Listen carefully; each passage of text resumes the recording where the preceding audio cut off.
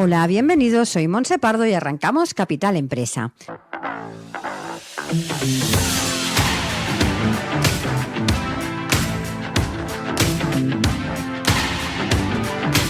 Cada día de lunes a viernes os estaremos acompañando para hablar como siempre de empresas, de emprendedores y de comercio. Sigue con nosotros la actualidad que rodea al sector empresarial de la mano de nuestros colaboradores e invitados. Economía, inversiones, nuevos proyectos, comercio, formación, nuevas tecnologías. Como siempre, Capital Empresa, dando voz a tus necesidades.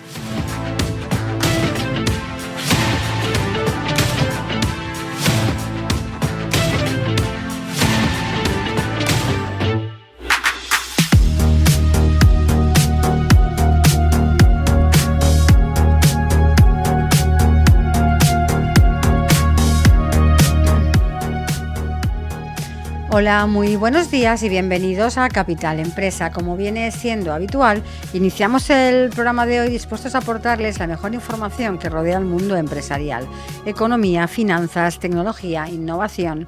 Y para empezar el programa hablaremos de financiación e inversión en economía real y lo haremos con el CEO y cofundador de Buecor.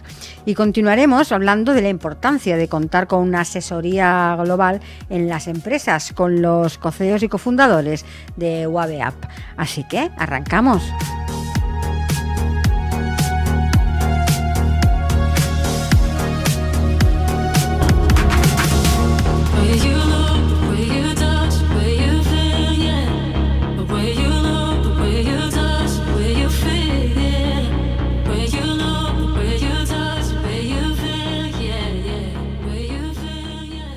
Estás escuchando Capital Empresa.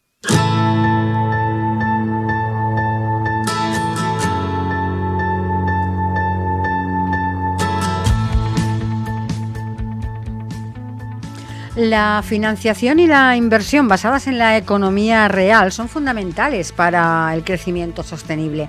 En contraste con la especulación financiera, estas prácticas respaldan proyectos tangibles que generan empleo, innovación y desarrollo.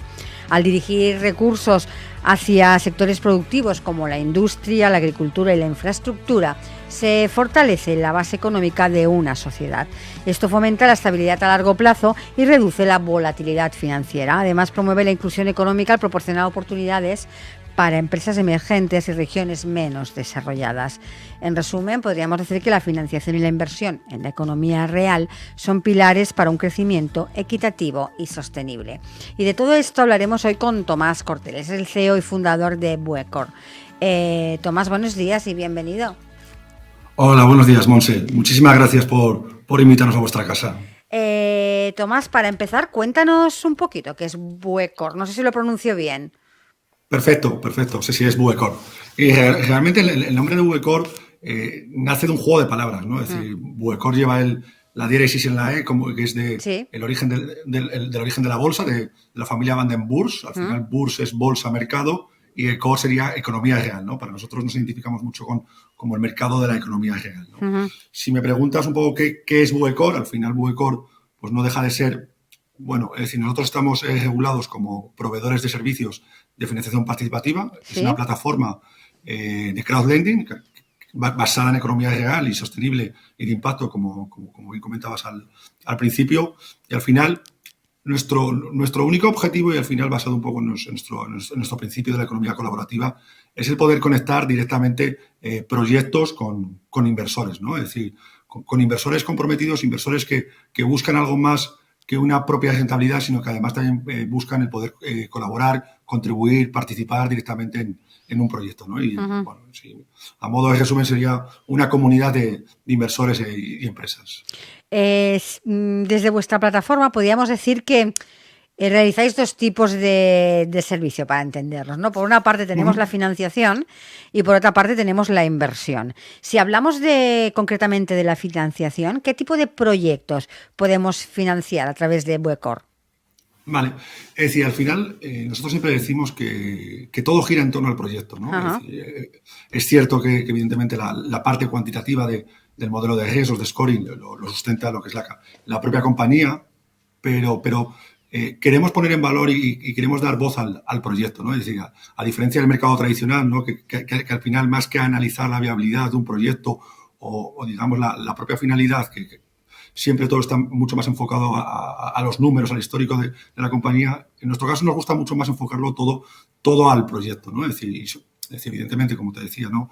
Esa parte más cuantitativa la soporta, pero todo gira en torno al proyecto. Es decir, ¿qué tipos de proyectos nos gustan? Pues evidentemente proyectos de economía real, ¿no? Es decir, proyectos que al final, que a lo mejor la propia compañía, pues evidentemente no cumple con todos los criterios ODS frente al cambio climático, pero el proyecto, de alguna forma, como decimos nosotros, son proyectos que apuestan por la teoría del cambio, ¿no? Uh-huh.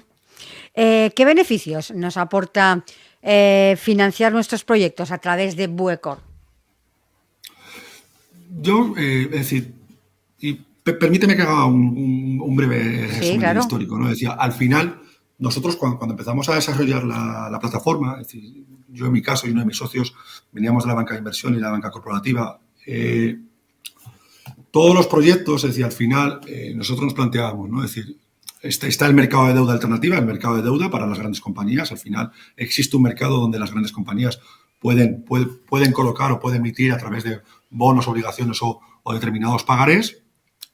Pero es cierto que para pequeñas y medianas empresas no existe ese mercado, ¿no? No existe un mercado, una vía alternativa de financiación donde puedan también el poder colocar o poderse financiarse a través de estos mecanismos, ¿no? Entonces, ante esa tesitura nos planteamos, ¿no? Oye, ¿por qué no? Es decir, del mismo modo, porque y siempre decimos, al final, si yo cojo el balance de una compañía cotizada, hay un mix de deuda. Hay un mix de deuda de mercado tradicional bancaria y hay otro porcentaje importante en deuda financiera, ¿no? Entonces, si trasladamos eso a la economía real, ¿no? Porque al final, como decimos, la economía real, es decir, existen más de 220 millones de pymes en el mundo y es un mercado que hay que tener en cuenta, ¿no? Pero es un mercado que al final estas vías alternativas de financiación no existen, ¿no? Entonces, al final, nosotros decimos, es decir, ¿nuestro objetivo es financiar el 100% de la deuda de una compañía? Evidentemente no. Nuestro objetivo es el poder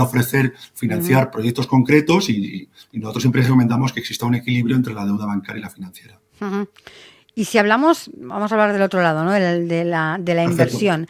¿Qué tipo de proyectos voy a encontrar yo si quiero invertir y entro en vuestra plataforma? Valga la redundancia, sí. Proyectos de economía real. Es decir, ponos algún ejemplo para que nuestros oyentes entiendan un poquito qué encontramos.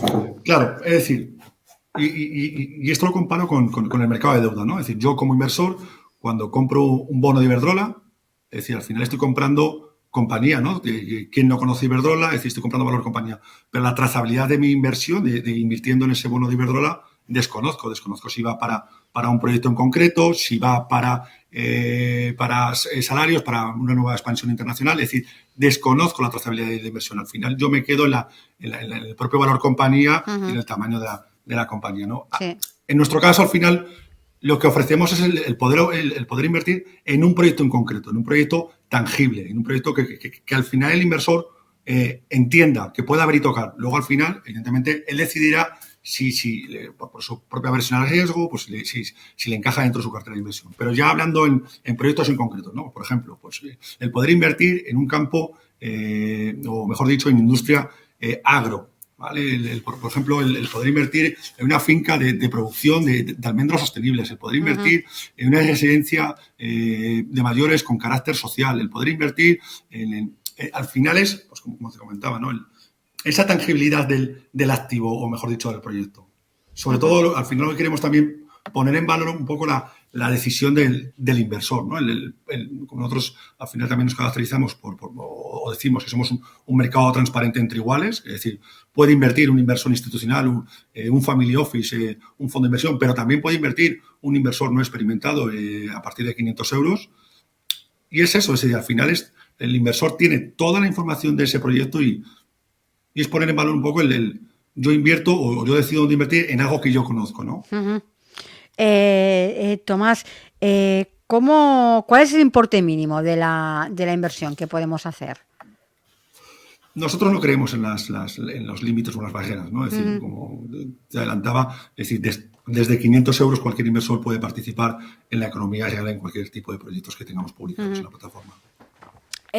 ¿Cómo nos describirías el perfil de vuestro de vuestro inversor? Porque esto sí que es verdad que con la llegada de plataformas digitales, ¿no? Se ha globalizado mucho el mercado de la inversión. ¿Y cómo nos definirías un poquito el perfil de las personas que invierten en vuestros proyectos?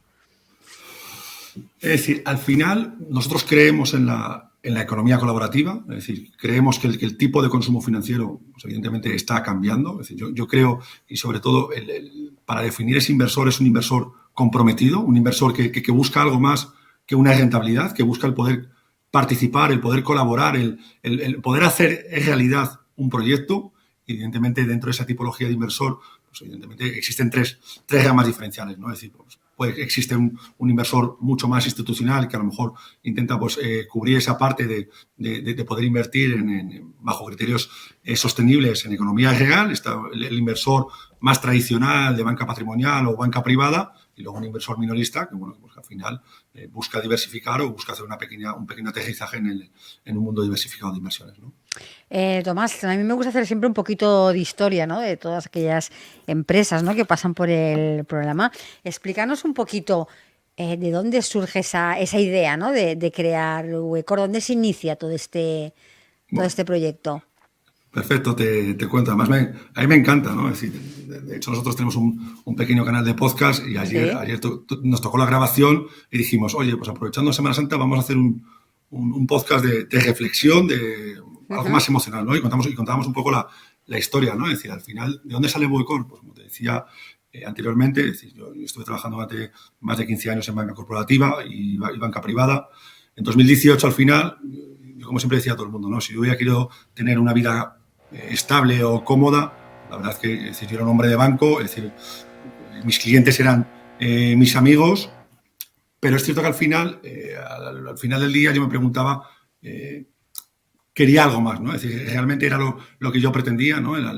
Bueno, pues finalmente llegué a un acuerdo con mi entidad financiera para poder salir del banco y montar una propia firma de inversión que al final básicamente seguirá haciendo lo mismo, pero que todo gira en torno al cliente, ¿no? Al cliente patrimonial y al cliente corporate, ¿no? En 2019 teníamos nuestra parte patrimonial, pero en 2019 empezamos a detectar cómo nuestros clientes empresas empezaban a tener ciertas dificultades con el acceso al crédito y empezamos a buscar otras fuentes alternativas de financiación, ¿no? Y detectamos cómo el mercado institucional o el inversor más institucional pues cada vez tenía más apetito por bajar. Bueno, ellos lo llaman mercado de deuda privada, a nosotros nos gusta llamarlo economía real, ¿no? Empezamos a detectar cómo esos inversores, pues bueno, pues empezamos a canalizar financiaciones de nuestros clientes, ¿no? Claro, al mismo tiempo empezaban a preguntarnos nuestros clientes de patrimonial, oye, que de qué forma ellos podrían invertir en ese tipo de proyectos, ¿no? El poder invertir pues, en ese campo, en esa finca para producir 300 hectáreas de almendro sostenible o de qué forma podrían invertir, evidentemente, en ese hospital, ¿no? Entonces, claro, ellos nos planteaban, nosotros no tenemos una suma de 1 millón de euros para invertir directamente o para cubrir el 100%, pero oye, pero si existiera este tipo de mercado, donde pues evidentemente yo me plantearía el poder invertir 25, 30, 10.000, ¿no? Y entonces, ante esa tesitura nos planteamos, oye, pues, ¿por qué no creamos una plataforma, una comunidad, un mercado que seamos capaces de seguir haciendo lo mismo, pero que sobre todo abramos o demos acceso a cualquier tipo de inversor, ¿no? Es decir, y que busquemos al final también esos inversores comprometidos que quieran participar en esa economía real, que fomenten ese crecimiento económico sostenible. Y Tomás, ¿cuál es vuestro valor añadido? ¿Qué os diferencia de otras propuestas, ¿no? que podamos encontrarnos en el mercado?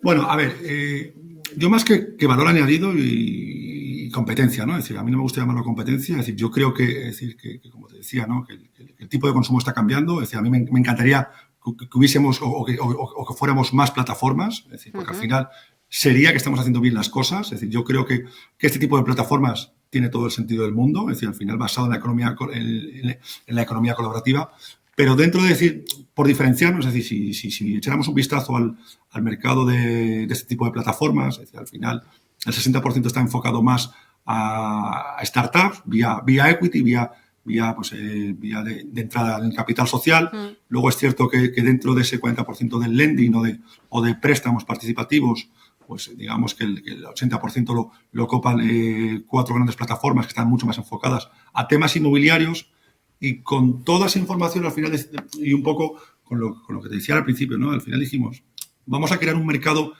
no de deuda, sino un mercado de economía real donde se puedan financiar proyectos, ¿no? Proyectos tangibles y que podamos dar acceso a inversores, ¿no? Y entonces, digamos que la propuesta de valor sería, pues del mismo modo que cotiza un bono en el mercado de deuda, pues que podamos instrumentalizar un préstamo de pymes a través de inversores directos, ¿no? Al final lo que favorece la desintermediación financiera y la propia democratización. Tomás, desde ese 2019, ¿no? Que detectéis un poco ese cambio de... o empezáis con ese cambio, ¿no? Hacia la plataforma que tenéis ahora. A fecha de hoy, ¿cómo nos describirías toda esta evolución? Bueno, es decir, 2019 fue, digamos, la parte más empezar a andar. En 2020 fue cuando empezamos ya a desarrollar toda la parte tecnológica y fue cuando llegamos a decir, oye, ¿bajo qué tipo de regulación o cómo nos encorsetamos dentro de la industria financiera? Llegamos al mundo, evidentemente, del crowdfunding y del crowdlending. Sí. Dio justo, además, la casualidad que finales de 2020, noviembre, la Autoridad Europea de Valores y Mercados, ESMA, pues articuló un nuevo reglamento para poder unificar los criterios a nivel Europa, es decir, porque hasta 2020 cada Estado miembro regulaba de una forma distinta. España y Portugal regulaban, se conocían las plataformas de financiación participativa bajo la ley de 2015. Y dio la casualidad que bajo ese nuevo reglamento, al final, el sector pasaba a llamarse como proveedores de servicios de financiación participativa y al final lo que pretendía era unificar los criterios, el poder captar fondos no solamente de tu país de origen, sino además de otros inversores de otros Estados miembros y además también bajo una única licencia europea, a través de ese pasaporte europeo, el poder realizar una estación transfronteriza en otro país, ¿no? En nuestro caso, al final lo que nosotros conocemos es el mercado ibérico y solicitamos la licencia para España y Portugal, ¿no? Es decir, empezamos en 2020, obtuvimos la licencia en diciembre del año pasado. Te puedo adelantar que fue un camino duro, es decir, yo como les comento a todo el mundo, es decir, porque muchas veces al final, y es verdad, ¿no? Al final, aunque es un sector que nació en el año 2000, es decir, no vio su auge hasta 2008 en el mercado americano y el mercado británico, pero es verdad que en España empezó a andar a partir de 2015 y todavía yo creo que es un mercado desconocido, ¿no? Y al final todo lo desconocido pues genera esa incertidumbre, ¿no? Pero a lo que voy es que al final muchos inversores con los que hablo, ¿no? Y al final, ¿no? Ellos me trasladan que dicen, es que da la sensación muchas veces que parecen chiringuitos financieros. Oiga, no, chiringuitos financieros no somos, ¿no? Es decir, que al final estamos regulados no solamente por la Comisión Nacional del Mercado de Valores, sino también por la Autoridad Europea de Valores y Mercados Europeos.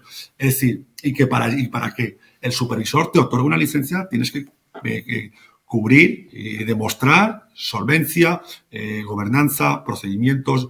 Es decir, hay una serie de infraestructuras que realmente al final demuestran que no somos un chiringuito financiero, ¿no? Entonces, finalmente conseguimos la licencia en finales del año pasado y este año hemos comenzado a andar. Salimos con un proyecto, hace varias semanas publicamos otro y próximamente vamos a publicar más proyectos, ¿no? Al final, nuestro objetivo es hacer crecer la economía colaborativa, es decir, sobre todo hacer ver, es decir, nosotros no somos ni asesores ni recomendamos, es decir, nuestro objetivo es crear ese mercado transparente, ese mercado donde podamos dar acceso directo a un proyecto en concreto, que el inversor tenga acceso a toda la información del proyecto, a la información de la empresa, es decir, incluso todos los proyectos, o mejor dicho, es decir, las financiaciones se instrumentalizan a través de préstamos. Sí.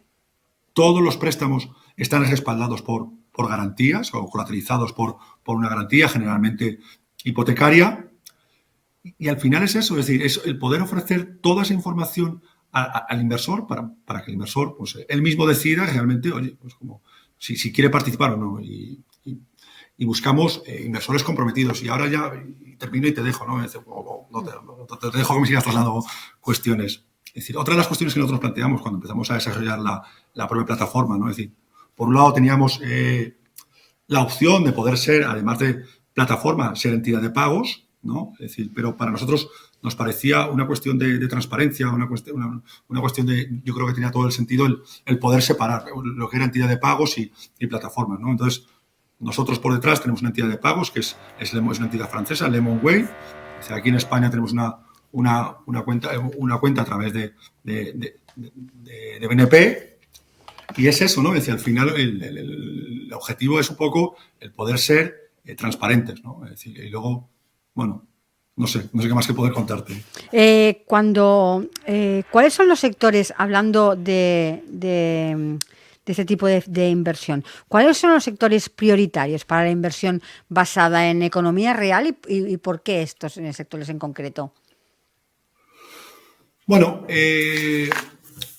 a ver, si hablamos de qué sectores nos gustan más, pues evidentemente nos gusta más el tema salud, tema agro, partes de infraestructura, pero al final lo que buscamos son proyectos concretos, ¿no? Proyectos que de alguna forma apuesten por la teoría del cambio. Si hablamos de un proyecto en concreto, pues tuvimos un proyecto que era un tema de agroindustria, una compañía pues que evidentemente cumplía con esa teoría del cambio, ¿no? Que al final, tecnología aplicada al campo, pues reducía el consumo de agua en un 70%, reducía el consumo de pesticidas en más de un 50%, pues tipología de ese proyecto. Es decir, ¿puede haber sectores? Pues evidentemente, es decir, el sector inmobiliario entendemos que no es nuestro sector favorito, porque entendemos que existen otro tipo de plataformas más especializadas en el inmobiliario, pero por ejemplo tenemos un proyecto publicado pues que el subyacente es inmobiliario, pero es verdad que es una construcción sostenible con respeto al medio ambiente, pues que evidentemente hemos decidido apostar por él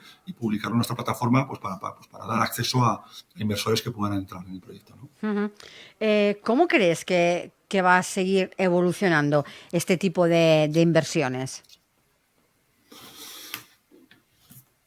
Yo creo que cada vez tiene más sentido. Es decir, yo siempre pongo el ejemplo que en Europa no es que lleguemos tarde, pero sí que es cierto, ¿no? Es decir, yo lo comparo con el uso de las tarjetas de crédito. Es decir, cuando en el año 2000 tú puedes pagar un café en Estados Unidos con una tarjeta, pues aquí en España llegó tarde, ¿no? Es decir, pues yo creo que ese modelo cada vez se va afianzando más. Es decir, al final yo creo que las personas nos estamos volviendo más autodidactas, nos gusta el poder tener ese acceso a la libre información, el poder al final poner en valor mis decisiones. Es decir, no quita que sea sustitutivo frente a otro tipo de mercados. Evidentemente el mercado financiero, el mercado tradicional tiene que seguir funcionando. Es decir, el 90% es el mercado que de verdad tiene que seguir funcionando. Pero al final, nosotros al final, no solamente Buecor, sino el sector en general, venimos para ofrecer alternativas reales, alternativas para poder financiar, para que se hagan proyectos adelante y alternativas tangibles para que inversores pues puedan invertir, ¿no? Y una cosa que antes se me había olvidado comentarte, es decir,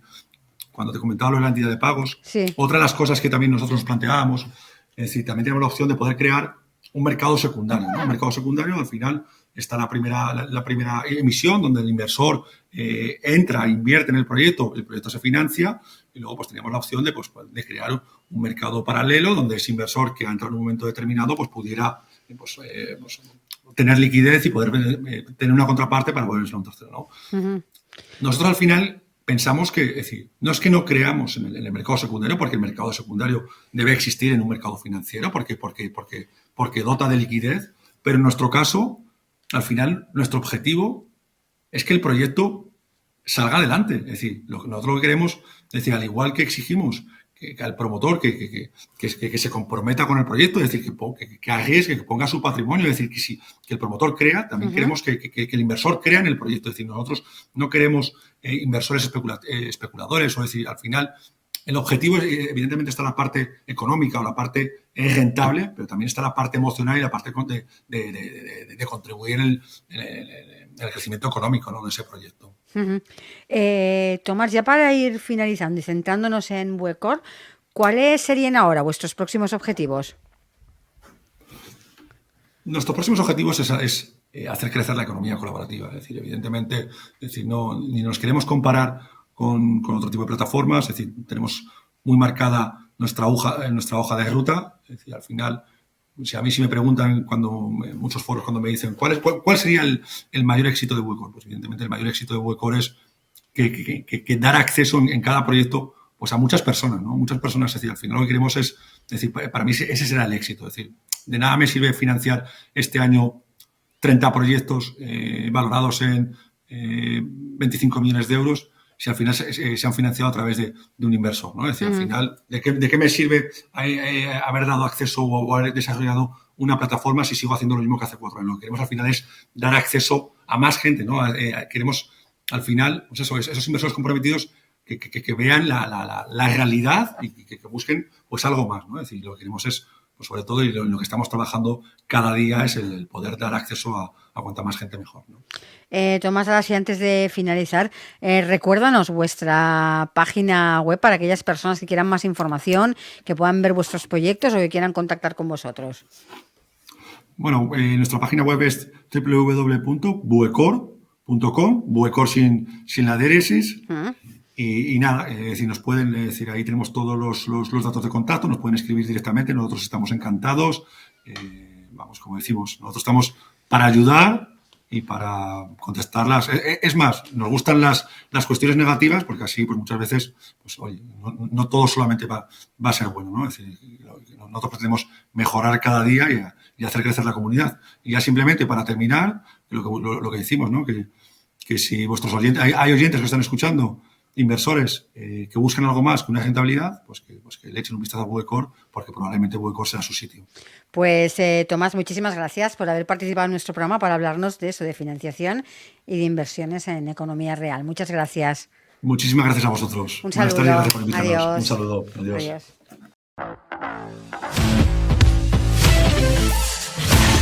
Estás escuchando Capital Empresa, un programa dirigido al comercio, la pequeña y mediana empresa y a los emprendedores. Capital Empresa, donde damos voz a tus necesidades.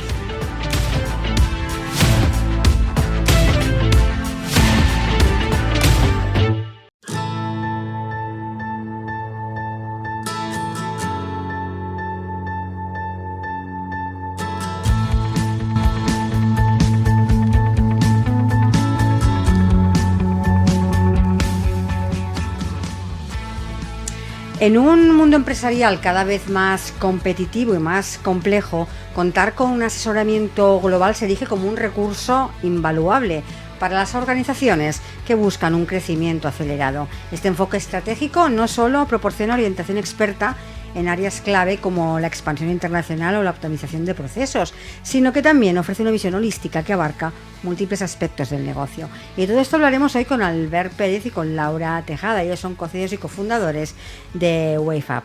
Laura, buenos días y bienvenida. Buenos días, muchísimas gracias por la invitación. Albert, bienvenido. Buenos días, Montse. Contarnos un poquito para empezar, ¿qué es WaveUp?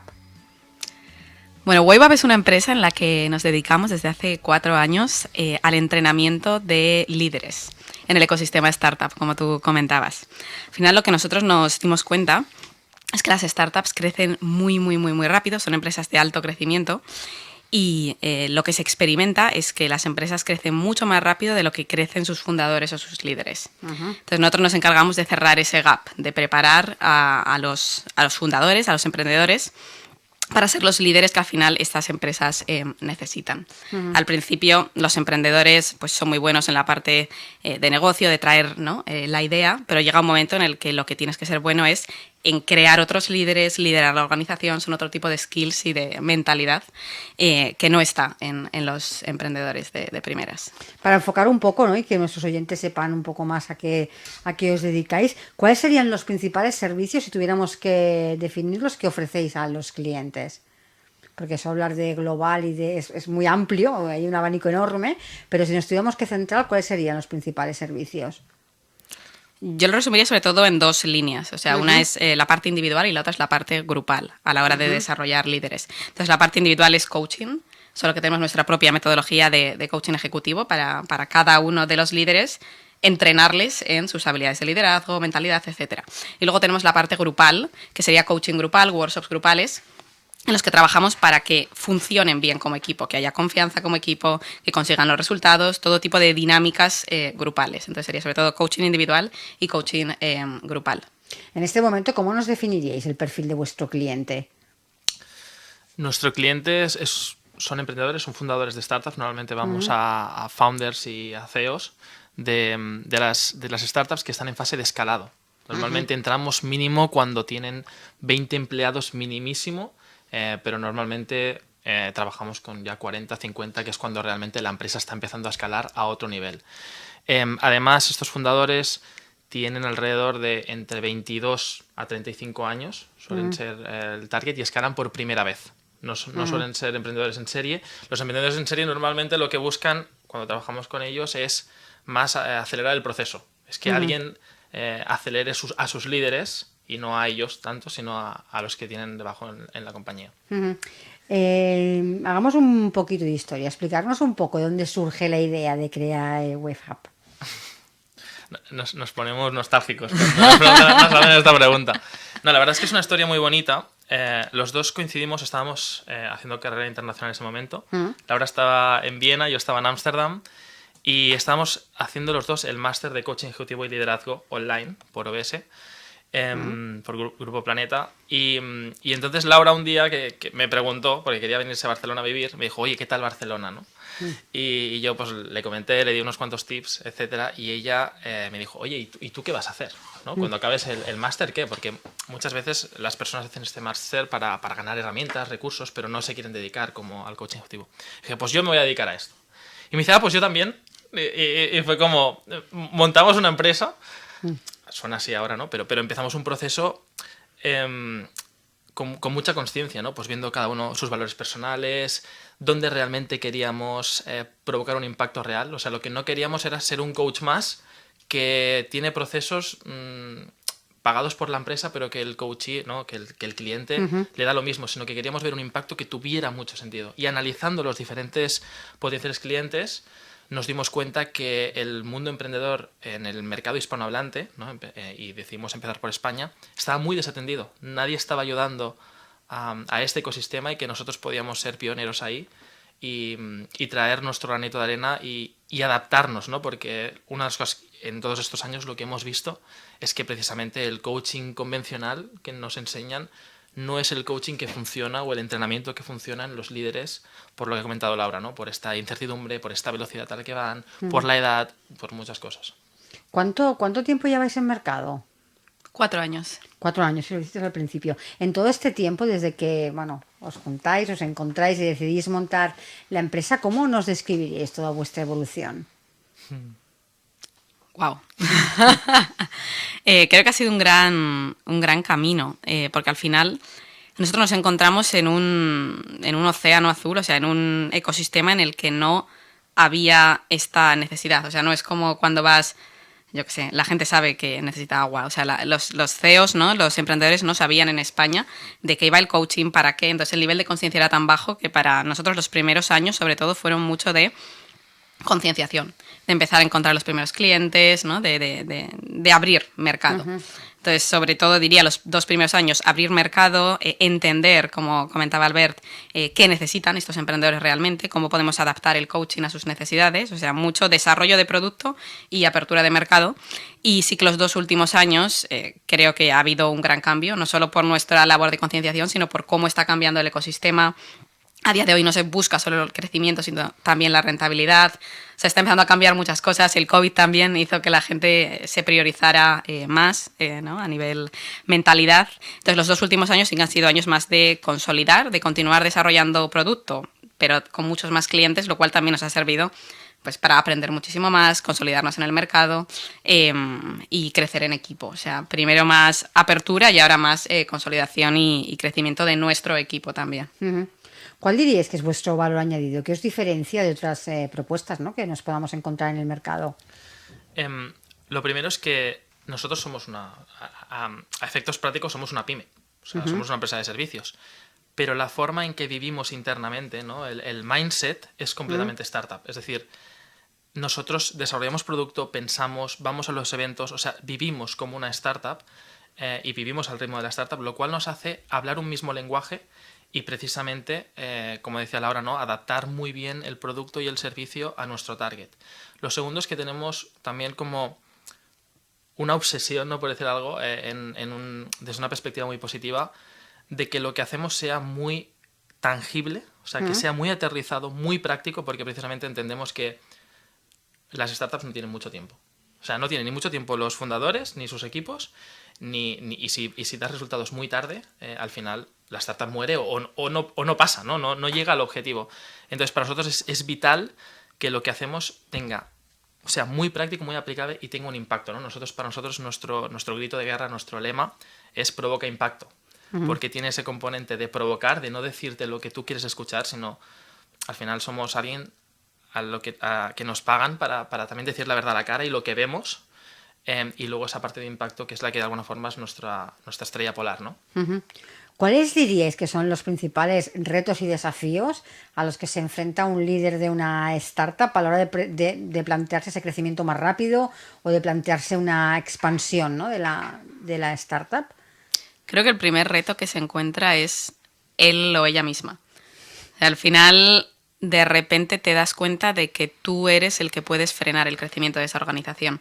Porque como comentaba antes, pues son personas que son muy buenas en temas más de hard skills, ya sea marketing, ya sea ventas, cada uno lo suyo, tecnología, muchos perfiles muy tecnológicos, pero nadie les ha enseñado a liderar. Entonces es que llega un momento en el que tienes que dar un paso hacia atrás y ser capaz de delegar, ser capaz de meter en el sistema a personas mucho mejor que tú. Entonces es como viéndolo más en holístico, es como una transformación que tienes que hacer, y tú estás muy acostumbrado a lo que solías hacer, ejecutar, y de repente das un paso hacia atrás para temas más estratégicos, para temas más de visión, para temas más sistémicos. Son habilidades, un rol en el que no están acostumbrados a ejercer, por lo cual hay muchos miedos. Entonces, por eso lo primero es el trabajarse a uno mismo y evolucionar y ver qué rol puedes tomar para estar un poco eso al nivel de lo que requiere la empresa. Lo decías tú antes, Laura, que estamos en un momento un poco de transformación de la empresa, sobre todo después del COVID cambiaron muchas cosas, cambiaron muchas mentalidades. ¿Cuáles diríais que son las cualidades que debe tener un líder? Ya no digo de futuro, sino a día de hoy. Dale. Podemos poner varias cosas sobre la mesa. Algo que para nosotros es muy importante en el líder es el equilibrio. En este tipo de empresas y en toda empresa en general, para nosotros tiene que haber un equilibrio entre conseguir resultados y gestionar a las personas. O sea, este equilibrio entre las relaciones, cuidarlas muy bien y saber llevarlas a otro nivel, porque si te centras mucho en los resultados y te dejas a las personas, estarás quemando personas. Y si te centras mucho en las personas y no en los resultados, pues al final también estás quizás no consiguiendo lo que podrías con tu empresa. Entonces este equilibrio es algo difícil porque las personas pueden ser muy buenas en uno o en otro. Otro tema que también creo que es muy relevante al final es la visión sistémica. A día de hoy, y más con todos los cambios que están sucediendo ¿no? En la empresa, fuera de la empresa, o sea, se requieren mentes que sean capaces de ver a largo plazo, de ver cómo impactan las acciones que haces hoy en el mañana, cómo impactan las acciones que haces con una persona en otros departamentos. Se requiere una visión mucho más holística de lo que está sucediendo a la hora de tomar decisiones, a la hora de liderar. Sí, yo creo que Laura lo ha resumido maravillosamente. Por añadir algo, una de las cosas que veo mucho es el miedo a la hoja en blanco, ¿no? Es decir, a enfrentarte en esa transición de pasar de ejecutivo a estratégico. Claro, en muchas fases, en muchas personas, en muchos líderes, las fases iniciales son relativamente sencillas porque es muy ejecutivo, es muy hablar, ejecutar, probar, etcétera. Pero cuando llegas a un nivel donde ya tu empresa está escalando y no has escalado antes, claro, hasta tu configuración del propio del cerebro, ¿no? A nivel físico, tiene unos caminos hechos de cómo funciona, donde obtiene más dopamina, etcétera, por ejecutar más rápido. Pero ¿qué pasa? Que cuando tú vas a una parte más estratégica, a lo mejor tienes que tirarte 2 horas, pensar delante de una hoja, a ver cómo vas a escalar el equipo, cómo vas a escalar la empresa, cuál es el siguiente movimiento que tenga sentido y mueva la aguja de los resultados de tu compañía. Y a lo mejor estas 2 horas y no consigues nada. Y luego otras 2 horas y no consigues nada. Y a lo mejor en las 2 siguientes es cuando realmente sacas la idea o sacas el enfoque correcto. Pero claro, primero has tenido que invertir una frustración, entre comillas, ¿no? De 4 horas que dices, ostras, que esas 4 horas hubiera estado respondiendo emails o cualquier otra cosa y me hubiera sentido yo mucho más productivo. Pero la realidad es que tú te sientas productivo no significa que eso mueva la aguja de tu compañía. Te lo has explicado súper bien. ¿Cómo está siendo la adaptación de esos líderes que llegan a vosotros, ¿no? Que toman conciencia de decir, bueno, yo tengo que hacer algún cambio, tengo que moverme? ¿Cómo se adaptan a todos estos cambios? Porque creo que al principio igual vienen con un poco de reticencia, a veces pasa eso, pero ¿cómo está siendo esa adaptación? Es curioso porque es un servicio, un producto que de primeras como que la gente a veces se lo piensa. Ahora cada vez más como también pues tenemos más clientes y empezamos a ser un poco más conocidos en el ecosistema, pues ya la gente confía más, ¿no? De primeras. Pero sí que lo que vemos es que cuando entramos en casa de un cliente y procuramos pues hacer las cosas lo mejor que sabemos, como siempre hacemos, ese cliente se queda con nosotros. Porque al final nosotros no vemos que es como una terapia donde vas, haces tantas sesiones, curas el síntoma y te vas, que también tenemos esos servicios, sobre todo grupales, con los que hacemos intervenciones muy concretas cuando hay conflictos entre cofundadores o lo que sea, sino que al final como lo planteamos es como tú eres un líder de élite. Vemos que hay un paralelismo muy grande entre los atletas de alto rendimiento que están expuestos a un nivel de... O sea, ponen sus cuerpos, ¿no?, a un nivel de capacidad que no todo el mundo, si no entrena a ese nivel, lo puede conseguir, incluso a lo mejor porque el cuerpo no lo permite, ¿no? Nosotros vemos que ellos, por las condiciones que tienen las startups, entre ellas es que son empresas invertidas, con lo cual crecen por el modelo de negocio y porque tienen un capital que les permite crecer de una forma antinatural, o sea, son empresas como hormonadas, ¿no? Sí. Que ellos se convierten automáticamente en personas, ¿no?, en líderes aspirantes a ser de élite. Entonces, o mueres por el camino o consigues un nivel, una capacidad de perspectiva, de mindset, de habilidades directivas para llevar el barco, o sea, para crecer tú mucho más de lo que crece tu barco, porque si no te quedas tú atrás. Y entonces ahí hay dos puntos, ¿no? El que corre detrás sin saber hacia dónde corre o el que se queda paralizado y no sabe dónde ir. Entonces, claro, nosotros lo planteamos como un acompañamiento continuo, como en plan de, igual que todos los atletas de alto rendimiento tienen su equipo de nutricionistas, de entrenadores técnicos, etcétera, etcétera, nosotros nos convertimos en ese equipo para acompañarlos en todas estas fases, ¿no?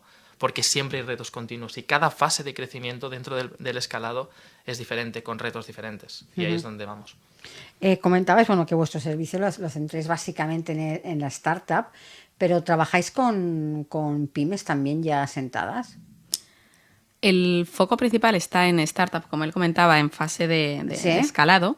Te diría que el foco absoluto está en este ecosistema, pero sí que tenemos empresas más consolidadas que han sido startups, pero pues que igual ya tienen 200 empleados, o las conocidas más como unicornios, que ya tienen pues muchísimos más y también a nivel de valoración, ¿no? Entonces sí que nos movemos mucho en este entorno tecnológico de innovación, de crecimiento, pero acompañando a los fundadores en esas diferentes fases de transformación, por lo cual hay más pequeñitas y hay más grandes. Yo lo también. preguntaba por eso, ¿no? Porque hay muchas pymes que de unos años hacia acá se han planteado cambios importantes de estrategia, de manera de funcionar, de gestión, y bueno, por eso os lo preguntaba, ¿no? Porque se encuentran en un momento casi igual que una startup a la hora de hacer ese cambio, a lo mejor con líderes que necesitan mucho más cambio que a lo mejor que una startup. Siempre que podemos apoyar, o sea, y cuando nos vienen empresas que necesitan ayuda, ayudamos, pero digamos que no vamos a buscar a este tipo de clientes, sino que algunos vienen. Nuestro foco es ese, ¿no? El sobre todo ir estamos en el ecosistema, formamos parte, somos ecosistema. ¿Dónde tenéis presencia en la actualidad? ¿Dónde desarrolláis vuestros servicios? El foco está en España, a nivel, como hacemos tanto servicio online como presencial, cualquier lugar de España, pero sí que el foco y también por donde están más presentes los ecosistemas de startups es en Barcelona y Madrid, sobre todo, aunque también tenemos clientes en Andalucía y en Valencia, y tenemos algunos primeros clientes en Latinoamérica y en Estados Unidos. Así que el foco ha estado aquí y nuestras empresas, como son la mayoría internacionales, pues tienen oficinas ¿no? fuera de España, pero sí que han empezado a surgir también otros clientes en otras localizaciones, al poder hacer remoto. Ya para ir finalizando, ¿cuáles serían ahora vuestros próximos objetivos? Sobre todo, y más después del crecimiento que hemos experimentado, como decía Laura, estos 2 últimos años, es estructuración interna, ¿no? Es decir, es decir, nosotros hay una metáfora, ¿no? Una imagen que quizás es fácil de entender. Tú, de alguna forma, tomas ciertas decisiones, tocas cosas dentro de tu barco, ¿no? Y eso tiene un impacto. O sea, bueno, malo, se queda igual el barco. Nosotros tocamos cosas y las cosas han ido bien. Entonces, ahora estamos en ese proceso, ¿no? De volver a tocar cosas para que las cosas puedan seguir yendo bien o podamos seguir creciendo al próximo nivel. Entonces, sobre todo, seguimos con foco en cómo nos estructuramos, cómo bombeamos toda la información, cómo somos lo más eficientes posibles para cuando tengamos más personas aún en el equipo, cuando podamos abarcar más clientes, pues todo siga yendo como un reloj suizo. ¿Ahora vos sois vosotros dos en la empresa o tenéis equipo ya creado? Tenemos equipo y ha sido una de las claves, creo, también del éxito de WaveUp, y una de las cosas más complicadas, encontrar talento que realmente entienda este ecosistema startup y sea muy bueno en coaching. Tenemos tanto parte de equipo interno, más para llevar WaveUp en el día a día, que somos unas 5 personas, y luego tenemos unos 10 a 13 coaches asociados que nos colaboran en los proyectos. Ahora sí, para finalizar, para aquellas personas que nos están escuchando, que quieran más información, conocer más a fondo lo que hacéis, dejarnos alguna página web donde se encuentren rápidamente. Bien, bueno, nuestra web es complicado a veces para el inglés, ¿no? Pero es WaveUp, WaveUp es con wavveup.com. Estamos en pleno rebranding, además el corte de pelo que le vamos a dar a la marca y a la página web yo creo que va a ser increíble, o sea, va a ser muy guay. Entonces, bueno, ahora mismo estamos desactualizados, pero Laura estará encantadísima de cualquier persona que tenga dudas, o sea, es laura@waveup.com o albert@waveup, encantadísimo también. Y a partir de aquí pues podemos dar información, estamos en LinkedIn, sobre todo muy activos, y en Instagram, en YouTube, y procuramos dar contenido gratis de valor, de mucho valor. Así que... Sí, creo que YouTube, estamos haciendo unas mesas redondas estos últimos meses en las que juntamos a muchos agentes del ecosistema, Game Changers, y creo que ahí también se pueden empapar también bastante la gente del tipo de conversaciones y retos que solemos abordar. Así que felices de conectar con quien quiera. Pues Laura, Albert, muchísimas gracias por haber pasado a nuestro estudio para explicarnos, ¿no?, el trabajo que realizáis con esos líderes no de futuro, sino de presente en todas las startups. Muchísimas gracias. Gracias a ti, Montse.